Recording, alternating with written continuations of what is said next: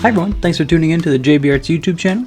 Today we've got some charcoal for you, but first we have to learn about grayscale and gradients first, and then we can go on to the charcoal. So it's been quite a pleasure doing this one, because it's a little more to the artsy side.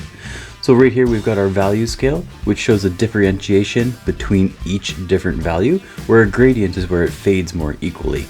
So what that means is we can assign numbers to each value. So we've got sort of 1, 3, 5, 7, 9, and then a gradient is pretty well, you can't tell the difference between 1 and 2 and 3 and 4, and as it goes down you get a nice fade.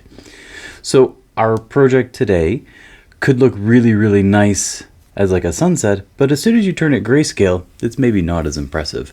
So I've chosen to do a picture of my cat. This is Zoe, and turning her sort of grayscale. You can work from color and just sort of guess your values, but it's a lot easier if we're working with black and white. So here we've got our black and white picture, and I'm showing you a grayscale on the one side. So we've got black being the darkest color, obviously, not even a color, darkest shade.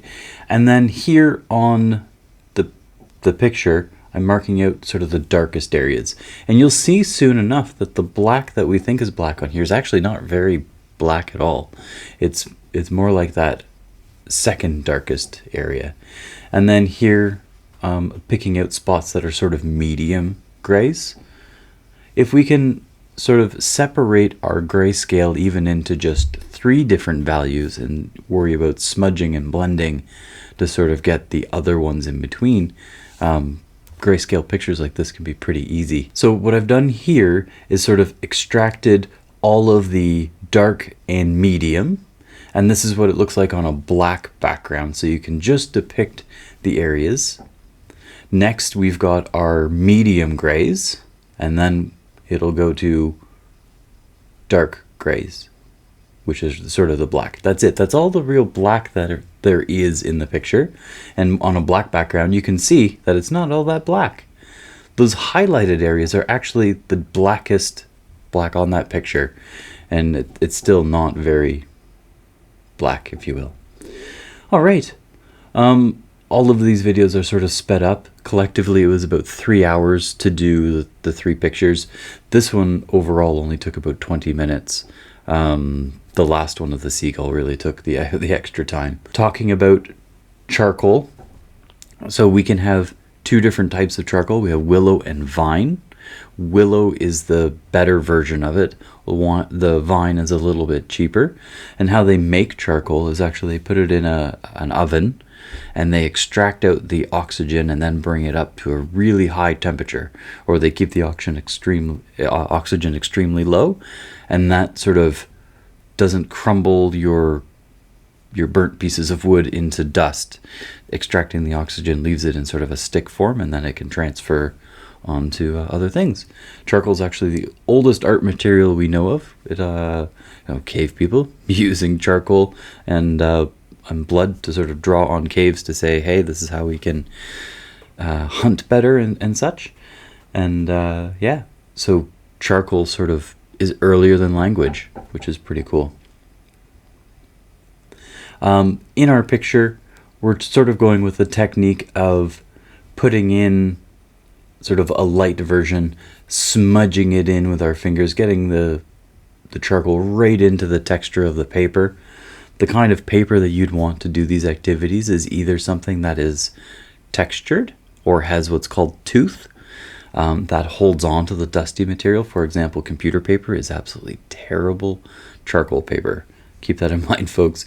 It's not textured at all. It's meant to go on nice and smooth and save yourself on printer ink. And with this paper here, it has sort of what's called a linen texture to it. It has a bit of a like a cross grain kind of thing, and it's also fibrous. When you rub your hand across it, it has sort of a fibrous texture. That means it holds on to dusty material. The dust of the charcoal can sort of get right into the paper, especially when you start smudging it. So here in the eyes, I've created this great sort of shadow along the top edge, and then using a bit of a highlight. We talk about the tools that we use, just to jump ahead from paper. we're primarily using a stick of charcoal. And then we've got a blending stump for where your fingers just aren't pointy enough. And really using a blending stump for everything is a good way to go, because sometimes we have acids in our hands or oils in our hands and we start rubbing our page and then we end up with changed colored paper. So blending stumps are a good way to go. Now what I'm doing to get the paper back to white is what's called a kneadable eraser. Kneadable erasers work really well for taking out material slowly. It's also fantastic that you can take it and shape it. That is actually the little cube of gray spongy stuff that you have. So what we do is we just stir it up in our hands. We sort of pull it out and stretch it until it warms up a little bit, and you don't need to use the full chunk. You can just take off a little piece. And when you draw it across the surface, you end up picking up the material slowly, and eventually you can get it back to white. Okay, so for our next one, I've got the flower, and we're going to use gray paper and do a really dark background. So keep in mind that the flower itself, there's actually no white on this picture, and the lightest gray we have is going to be the lightest of the flower. So that means we've got to change our value scale a bit with this one. We need to go much darker than we did on the cat. So the background is going to be sort of completely black, and then only picking up in a couple of the shadows some really dark areas in the middle of the flower. Other than that, there's a tiny bit of black sort of on the stem. So once we've sort of sketched out very loosely our contour drawing, sort of like our outlining, and sketched in what we're doing, I'm going to black out the background as quickly as possible. So this one here, we're sort of starting with dark. What we're doing is setting our value scale and choosing the darkest version that we want in that area. So everything else sort of beyond this background is going to be a touch lighter. And you'll see throughout the video I'll be layering in the background again and again and again, constantly making it darker. Every time we smudge, we take it down sort of 2 value scales. So we want to keep that in mind, that it can be a lot darker if we don't smudge. Our lines can be crisper if we don't smudge. So as we work on our picture, we become less and less smudgy and leaving more details behind. I'm also I may scribble it on in a bit of a line just to get it in quickly, but you'll see later on in the video I go to more circles because they're more blended. In a lot of cases I do want lines, but especially sort of the lines that come out of the petals. Here I am going back and darkening some of the background and going to my blending stump. This is where you'll start to see me using more circles to get softer and softer blends. Now you can have a bit of a dirtiness on your blending stump, and that little bit of stuff that smudges on becomes excellent for getting in the very light or subtle changes in the petals in the grayscales. So using a bit of kneadable eraser, I smudge it in and then sort of pull some lines back out. We really want to think of our eraser as not a tool of removing, but like a drawing tool. Your blending stump or your charcoal only puts in sort of darker values, and our eraser sort of brings it back to lighter values. So we've got this sort of push and pull or teeter-totter. Oh, I made that too dark. I use my kneadable eraser and just bring it back slowly to a lighter one until I find the exact gradient that I want for that area.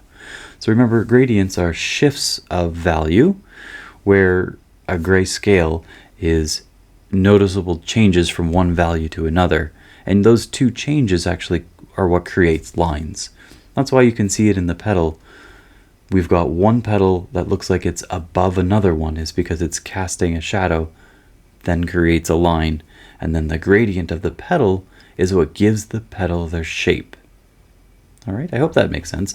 I'm trying to get the shape of the petals and make sure that each petal stands out from another one. And then as I put in my gradient to get the smoothness and the shape of the petal, how it sort of bends around or curves, giving sort of the 3D effect, I go back and put in some more details of the little veins that are in each petal, especially the one on the left side, because that one is the back of the flower versus the front of the flower. the back of the flower we see a lot more of those veins. A lot of these techniques you can also use with pastels or Conte. Those are sort of the two other dusty materials. So where charcoal's burnt wood, we go into Conte, which is compressed clay, and then we have pastels, which is like a crushed marble kind of stuff. It's a gypsum kind of product. It's like plaster. Okay, so now we're working on this one. Here's a little bit more of the advanced because we didn't actually include any white charcoal, if you will. It's not actually charcoal, but they call it charcoal. So for the seagull, the value changes are much different on this one. There's a lot of sort of lighter values. There are more subtle shifts, and then we take a look at the grassy or dirty area, and it's a lot more sporadic or chaotic to try and get the sort of illusion of sort of everything being kind of a gray, and then darkening things from there requires a little bit more texturing.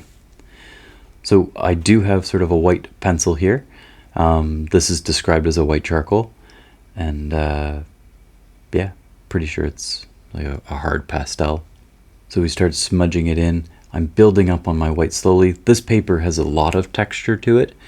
You can just use your black on it if you want. If you have any pastels at home, you could always work with those as well. So I can actually sort of mix grays, which makes the gradient a little bit softer, smoother, more blended. You'll notice in a moment that I made my bird too long and I erased the whole rear end. Now I think the length of the foot that I just put in is more accurate than my final version, but I felt it was too close to the edge of the tape and I needed to shorten it up. And I didn't think people would notice. So there is a certain leadway here of artistic interpretation. We're never really painting the exact sort of picture. If you like that picture so much, hang that on your wall. What we're doing is creating an artistic interpretation. And that is, I want to show people something slightly different rather than just copying it. I want to have my own feel to it. And that's what makes art great, is that you make it so personal. And here, it's your interpretation of. So I would never try and go for exact. You'll notice at the end of the video, I take the bird, the original image, and I sort of fade it into this picture and then fade back. I'll notice then that I gave him a little bit larger belly. Apparently a fat bird's a happy bird. And yeah, pretty well everything else lines up other than, say, the feet or the legs aren't quite long enough by the time I finished it. Also the angle on that sort of curb or water partition turned out to be at a slightly different angle than the original, which is okay. Putting in the water, you can see I'm just sort of plopping in my color. I'm not being too careful with it. It's water, and I spend a lot more time smudging and blending and smudging and blending to get the softness of the ripples of the water. And again, I'm not trying to go exact. It's an artistic interpretation. I'm just finding some of a bit of a pattern, a wavy sort of back and forth, and then smudge it in. At the moment, I'm just trying to get all of the sort of turquoisey kind of color covered up, creating nice sharp lines. You might notice that this one is masking taped all the way around, creating a nice border, and that can give you quite a finished look. It's also better if you're deciding to frame. If you need sharp, hard, crisp lines, you can just use a piece of paper as a template. You can actually cut out stencils and sort of smudge around it, and that way you get perfect lines. They actually make what's called eraser shields if you need certain sharp lines done. Charcoal, you can spray with a sealer. They're called fixatives. You can have a workable fixative, which means you can spray it and sort of take it home. It's kind of meant if you, let's say you're doing a class setting, and obviously you try and spray it outside if you can. Warmer weather works best. And you give it sort of a spray, and normally 2 coats. It dries very quickly. And then that sort of seals everything in for you. And then you can take it home, or a permanent fixative, you put it on and you can't work on it anymore. You're just done. So you see here in the grass I'm being a lot more sort of scribbly and liney. I'm also not going over every little detail. I'm just sort of scribbling in what could be somewhat flowers, and that sort of finishes off our grass a little bit. Alright, well thank you for watching the JB Arts YouTube channel. If you want to go into depth to these sort of things, just let me know. You'll have to comment through Facebook or Instagram though, because all the YouTube stuff being geared for adults and children, yeah, they shut off the comments for those sort of things. So please don't forget to like, subscribe, share, take a look at some of the other platforms, and thanks for watching. Have a great day.